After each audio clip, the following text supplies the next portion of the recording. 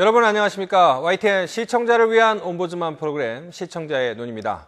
먼저 뉴스 진단 시간입니다. 이번 주엔 가수 고 신해철 씨 의료사고 의혹 관련 보도를 모니터했습니다. 이정남 시청자평가원 그리고 사회부 김대근 기자 함께하겠습니다. 두 분 안녕하십니까? 안녕하십니까? 예, 먼저 이번 사건을 다룬 YTN 보도 어떻게 평가할 수 있을까요? 네, 그 마왕으로 불리며 사랑받던 가수 신해철 씨가 그 의료사고 의혹을 갖고 안타깝게 사망했습니다. 고인은 우리 대중음악사의 진실한 음악인으로 빛나는 명곡을 남긴 가수였습니다. 지난 3일 동료 연예인들과 유가족들의 진상규명 요구가 받아져 고인의 부검이 진행됐습니다. 신해철 씨 동료 유가족과 또 수술을 담당했던 S병원 측은 극명하게 이견을 보이고 있는데요. 의료진이 수술 과정에서 과실을 범했는지, 또 고인 측이 알리지 않고 별도의 고도 비만 수술을 했는지, 또 고인이 통증을 호소하는데도 왜 적극적으로 대처를 하지 않았는지 등 두고 그 양측 주장이 엇갈리고 있습니다. 문제는 그 S병원이 진료 기록과 천공 여부 등을 정확히 확인할 수술 기록지를 부실하게 작성한 것으로 알려졌습니다. 국과수의 분석 결과가 정확히 나와봐야 알 수 있겠지만 수사 당국이 다른 기록, 증언을 확보하지 못한다면 과실 책임을 가리기가 쉽지 않아 보입니다. 그 YTN은 신해철 씨의 의료사고 의혹에 대해 전문가와 대담을 통해 심층적인 보도를 해 돋보였습니다. 무엇보다 자칫 객관성을 잃을 수 있는 의료사고 의혹 보도를 정확한 사실을 기반으로 보도를 했는데요. 그 부검 이후 신해철 씨의 사망을 둘러싼 의료사고 논란이 더욱 커지고 있습니다. 논란의 쟁점이 무엇인지 설명 부탁드리겠습니다. 자, 김대근 기자, 이번 사건의 쟁점 어떤 것이 있는지 설명해 주실까요? 네, 우선 장기의 천공, 즉 구멍이 언제 생겼는지가 쟁점입니다. 국과수 부검 결과 천공은 소장과 심낭 이렇게 두 곳에 있는 것으로 드러났습니다. 신해철 씨 측과 S병원 측은 서로 상반된 주장을 하고 있습니다. 가족들은 이 천공들이 S병원의 수술 과정에서 발생한 것으로 보고 있는데요. 수술 전 CT 촬영을 했을 때는 보이지 않던 천공이 아산병원으로 응급 후송됐을 때 발견됐다는 겁니다. 하지만 S병원 측은 수술을 했던 17일에는 천공 징후가 보이지 않았다며 신해철 씨 측이 병원의 지시를 따르지 않았다고 주장하고 있습니다. 심낭에서도 천공이 발견됐죠. 가족들은 수술 과정에서 심낭에 염증이 생기고 또 구멍이 뚫린 것으로 보고 있습니다. 반면 S병원 측은 수술 당시 가슴 쪽에는 손을 대지 않았다는 건데요. 오히려 응급 후송된 아산병원에서 수술을 진행하다 천공이 생긴 것 아니냐는 주장을 하기도 했습니다. 수술 후 관리가 제대로 이루어졌는지에 대한 공방도 벌어지고 있는데요. 병원 측은 앞서 전해드린 것처럼 신해철 씨 측에서 잘못이 있다고 주장합니다. 신해철 씨가 본인의 의사에 따라 퇴원을 했고 음식을 먹지 말아야 했는데 먹었다는 겁니다. 이에 따라 그 이후부터 몸 상태가 나빠졌다는 거죠. 하지만 가족들은 퇴원 당시에 병원에서 미음부터 조금씩 식사를 해도 된다는 설명을 들었다는 입장입니다. 또 수술 후 하루면 퇴원이 가능하다고 설명했다며 맞서고 있습니다. 신해철 씨가 흉통과 복통을 호소할 때도 제대로 설명하거나 조치하지 않았다는 입장인데요. 혈관이 조금 막혔다거나 복막염이 아니라고 하는 등 증상의 원인에 대해 제대로 설명하지 않았다는 겁니다. 응급조치가 제대로 됐는지도 관심입니다. 신해철 씨를 응급 상황에서 상급병원으로 제때 후송했느냐는 건데요. 심정지가 있기 전에 가슴 통증을 호소하는 신 씨에게 다른 병원 응급실로 갈 것을 권유만 했을 뿐 적극적으로 후송하지 않은 점도 지적되고 있습니다. 이에 대해 병원 측은 신 씨가 원하지 않았다는 말을 반복했습니다. 병원으로서는 본인이 원하지 않아 옮길 수 없었다는 겁니다. 또 동의 없는 수술이 이루어졌는지도 쟁점인데요. 바로 신해철 씨 모르게 위 축소술이 이루어졌느냐는 겁니다. 국과수 부검 결과 위를 안으로 밀어넣고 15cm 정도 꿰맨 흔적이 있다는 소견이 나왔죠. 또 S병원의 진료 기록지에 위 성형술이라는 표현이 적혀 있는 것이 확인되기도 했습니다. 가족들은 S병원의 강모 원장이 위 축소술을 했다는 취지의 말을 했다고 주장하고 있는데요. 이에 대해 병원 측은 위벽이 헐어 꿰매기만 했다며 위 축소술 시행을 부인하고 있습니다. 동의 없는 수술을 하지 않았다는 겁니다. 이 같은 쟁점에 대해 신해철 씨 측은 기자회견을 열어 입장을 밝히기도 했는데요. 반면 S병원 측은 현재 취재에 응하지 않으며 굳게 입을 다물고 있는 상황입니다. 저 사건이 쉽게 풀리지는 않고 있는데 YTN 앞으로 어떤 부분에 더 관심을 가져야 할 것이라고 생각하세요? 네, 그 환자들은 고도의 전문 지식을 갖춘 의료기관을 상대로 승소를 하기가 쉽지 않은 것 같습니다. 그 YTN 보도에 따르면 의료 사고로 원고 승소율은 2010년 26%에서 지난해 30.6%로 소폭 증가했지만 완전 승소율은 같은 기간 한 차례도 1%를 넘기지 못했습니다. 그 소송 결과는 절대적으로 환자 측에 불리하게 나오는데요. 그 올 들어 나온 517건 중 환자 측의 주장이 모두 받아들여진 경우는 10건에 불과합니다. 이마저 의료기관 주장이 상당 부분 받아들여져 소액 배상에 머무는 경우가 많습니다. 신해철 씨의 사망 의혹은 비단 고인만의 문제가 아닙니다. 많은 국민들도 의료사고에 대한 위험성과 문제점 때문에 관심을 가질 수밖에 없는데요. 의료사고에 대한 국민들의 구체적인 대처 방안을 설명해 주시기 바랍니다. 그 관련 당국은 의료기관이 진료 기록을 제대로 작성하고 있는지 또 확인하고 진료 정보를 환자 측에 투명하게 공개하고 있는지도 점검해야 할 것입니다.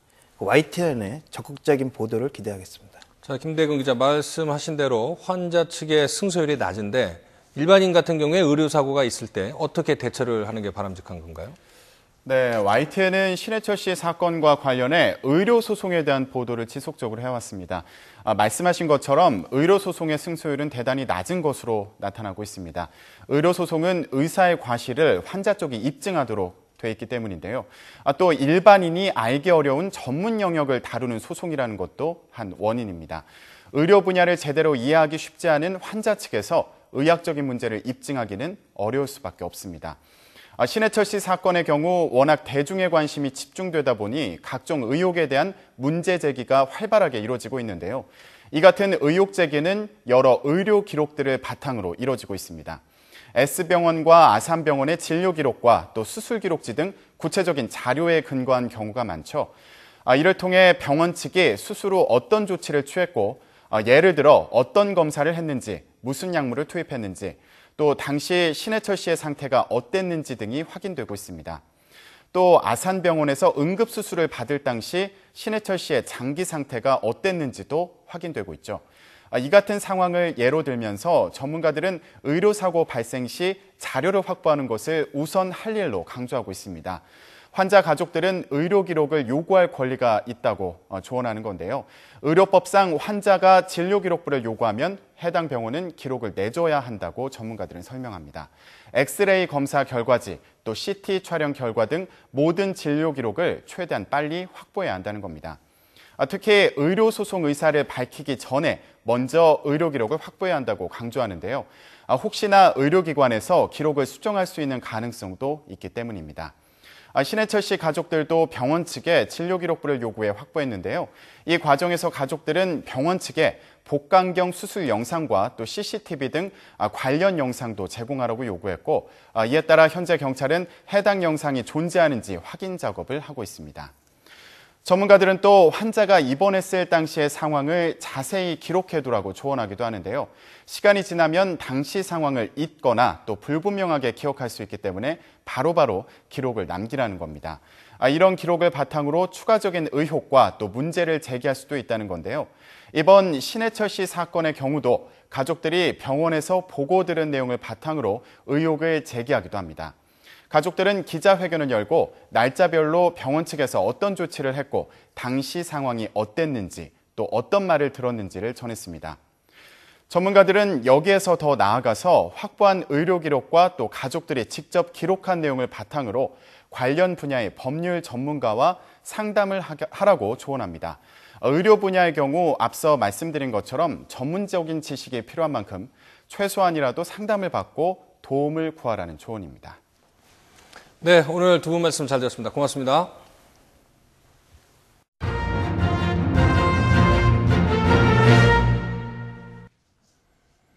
이번엔 시청자들께서 직접 만든 프로그램을 소개하는 시간입니다. 농림축산식품부에서 유실동물 방지 및 반환을 위해 동물등록제 UCC 공모전을 열었는데요. 여기서 대상받은 작품 함께 보시겠습니다.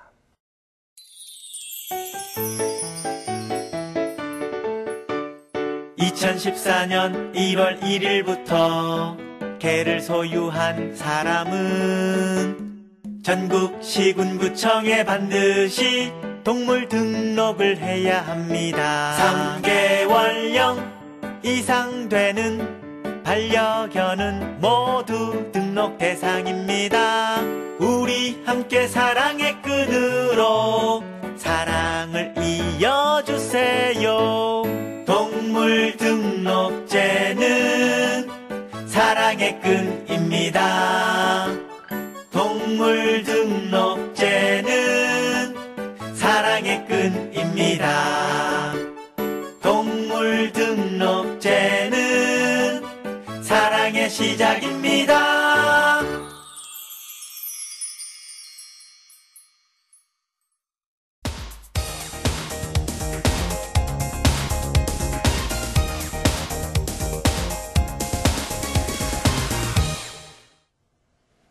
지상파 DMB 채널인 YTN DMB 프로그램을 평가하는 내가 본 YTN 순서입니다.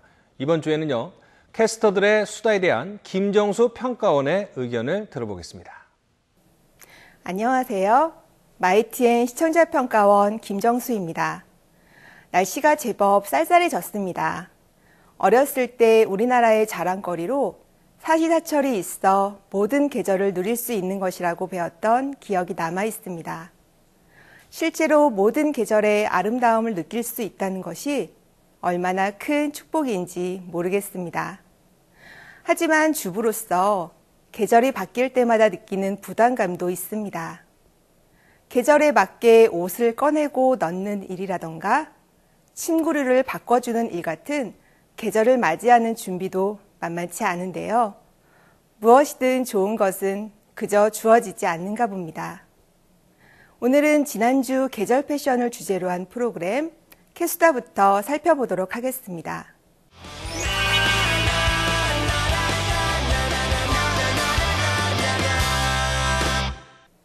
지난주 캐스다는 호감도를 높이는 계절 패션 노하우라는 제목으로 방송되었습니다. 환절기가 되면 자연스럽게 이에 맞춰 옷도 변화를 보이게 되는데요. 깊숙이 넣어뒀던 옷을 새로이 꺼내면서 옷에 대한 관심이 높아지는 시기입니다. 이런 때에 캐스다가 선정한 주제는 시청자들의 관심을 끌기에 시기적절했다고 생각합니다. 지난 방송은 크게 4가지 주제로 나누어 4명의 기상 캐스터들과 1명의 진행자가 이야기를 이어나갔습니다. 첫 번째 순서로는 중년 남성을 위해 꼭 지켜야 할 패션에 대한 제안을 순위를 정해 소개해 주었는데요.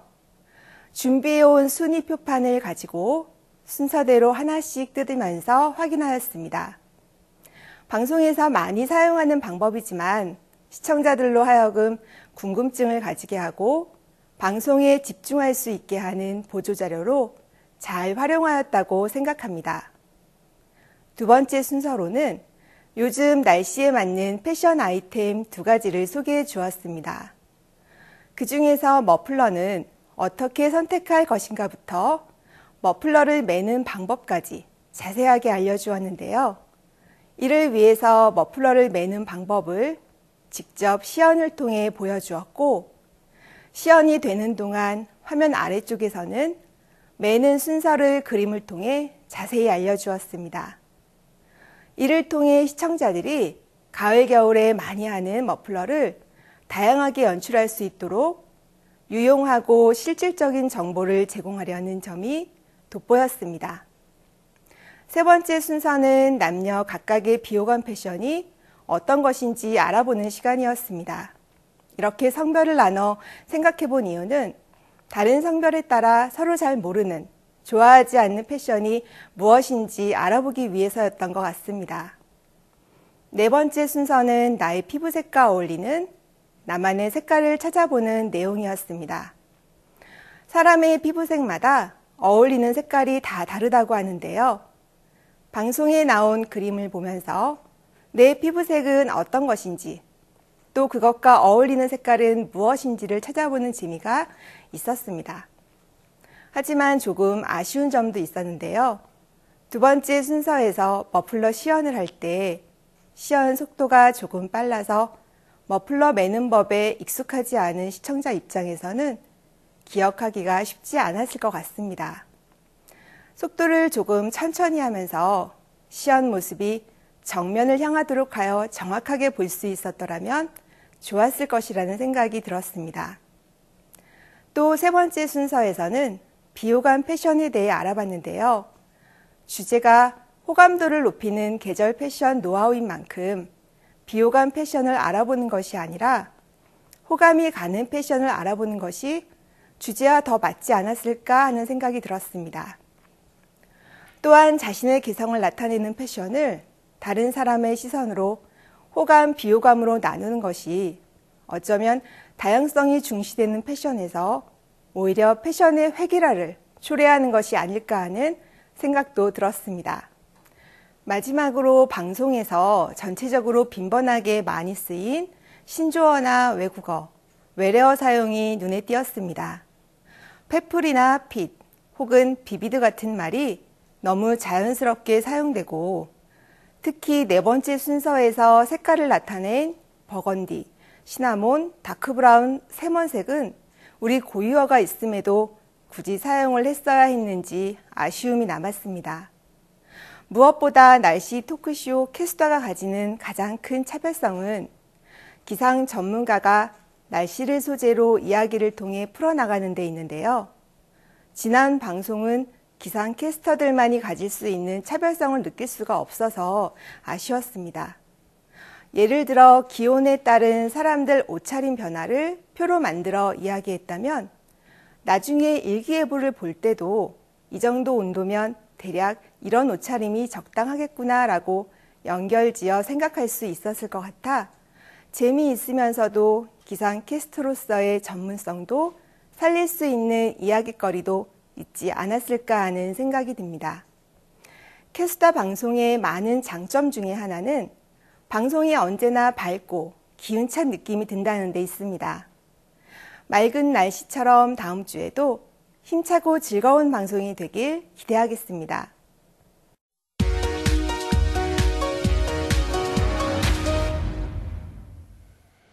이번 순서는 시청자들의 지적사항을 정리한 모니터 보고 시간입니다. YTN 뉴스를 시청할 때 자막을 보고 뉴스 내용을 파악하는 경우가 있는데요.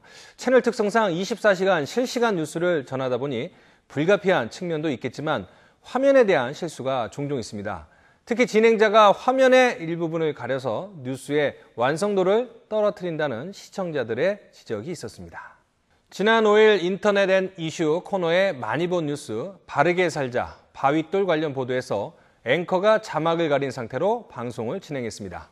이어진 화면 구성에서는 기사 끝부분에 사과 멘트가 있었지만 2명의 앵커가 겹쳐 보이는 화면 사고가 있었습니다.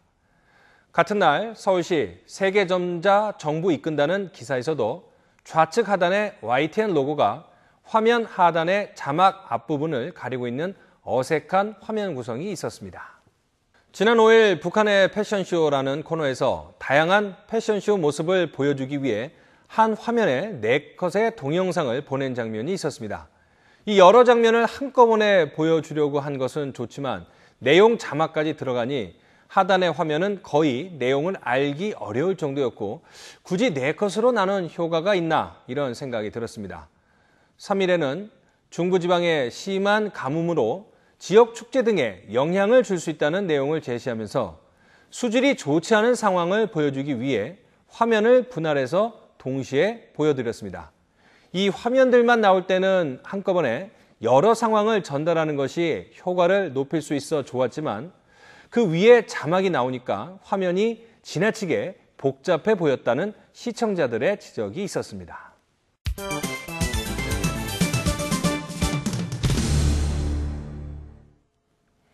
언론 전문가로부터 우리 언론의 문제점과 발전 방향 등을 들어보는 매체 비평 시간입니다. 오늘은 최은경 한양대학교 교수로부터 수기 민주주의 발전과 언론이라는 제목의 논평 들어보시겠습니다. 요즘 우리 국회는 국회 선진화법 개정 논의가 한창입니다. 이 법은 다수당의 일방적인 법안 처리와 이를 둘러싼 폭력 행위 등 잘못된 관행을 바로잡기 위해 여야가 2012년 5월 합의로 통과시킨 개정 국회법입니다. 이로 인해 국회의장을 직권 상정이 제한되었고 국회가 신속 처리 법안으로 상정할 경우에는 재적 의원 5분의 3 이상이 동의를 해야 합니다. 국회 선진화법 제정이 진지하게 논의된 것은 4년 전이었습니다. 2010년 12월 4대강 관련 법안과 새해 예산이 날치기 처리된 것에 대해 여야 의원들이 벌어진 유혈 사태가 비판을 받으면서 처음 공론화된 법입니다. 그리고 2012년 총선 당시 새누리당은 국회 선진화법을 공약으로 내세웠고 여야가 논의 끝에 18대 국회 마지막 날 국회 본회의에서 표결로 통과를 시켰습니다. 사실 국민들은 국회의 몸싸움과 다수당의 날치기 상황을 지켜보면서 한국 정치에 실망을 하기도 했고 때로는 선거에서 냉소적으로 반응을 하기도 했습니다. 하지만 국회 스스로 다수당의 횡포를 막고 여야의 협력과 합의를 중시할 수 있는 제도적 장치를 마련했다는 점에서 이는 상당히 고무적인 현상이었습니다. 그런데 현재 국회 선진화법의 다수결 원칙이 헌법 정신에 반한다는 주장이 제기되면서 개정이 논의되고 있습니다. 예컨대 국회에 오랫동안 처리되지 못한 법안들이 쌓이게 되면서 일부 법안은 국회의장의 권한으로라도 본회의에 상정이 되어야 한다는 의견이 제기된 것입니다. 즉, 국가 기관 사이 벌어진 특정 권한의 대립에 대해서는 헌법이 심판해야 한다는 권한쟁의 심판 청구가 대안으로 떠오르게 된 것입니다. 실제 일부 법안은 10년 넘게 계류 중인 경우도 있고 해마다 회기내 논의조차 제대로 해보지 못하는 법안들도 많습니다. 그런데 이런 상황을 국회의원의 표결 심의권, 제도 개선으로 다시 해결해야 한다는 논의는 아이러니하기만 합니다. 국회 선진화법은 국회 내 폭력이라는 부끄러운 모습을 근절하기 위한 국회의 노력에 대한 결실이었습니다. 그리고 현실 정치에서 법의 한계가 드러났다면 여야 모두 적극적으로 개선을 위해 적극적으로 논의하는 것이 원칙일 것입니다. 물론 주어진 시간에 국회가 각계에서 제안받은 많은 법안을 처리하는 것은 녹록지 않은 일일 수도 있습니다. 그리고 사안에 따라서는 정치적 이해관계가 첨예하게 대립하면서 갈등이 생길 수도 있습니다. 하지만 국민들은 국회가 몸싸움을 하거나 비상식적 언어로 상대를 비방하던 과거가 되풀이되는 것을 원치 않습니다.